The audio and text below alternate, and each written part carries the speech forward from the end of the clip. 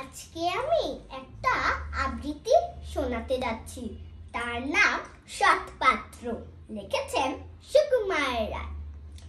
শুনতে পেলাম পোস্তা গিয়ে, তোমার নাকি মেয়ের বিয়ে। গঙ্গারামকে পাত্র পেলে, জানতে চাও সে কেমন ছেলে?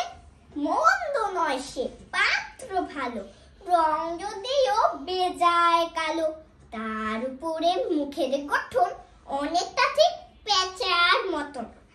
বিদ্যে বুদ্ধি বলছি মশাই, ধন্যী ছেলে রুদ্ধ বাসায়।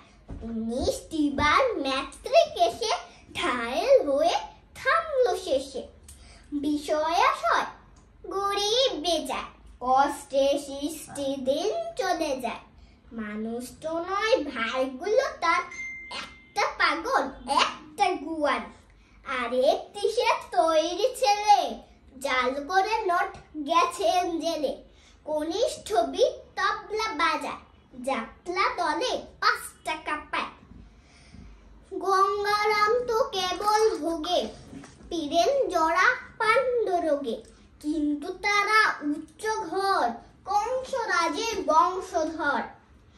শ্যামলাহিরে বড় গ্রামে কি যেন হয় গঙ্গারামে।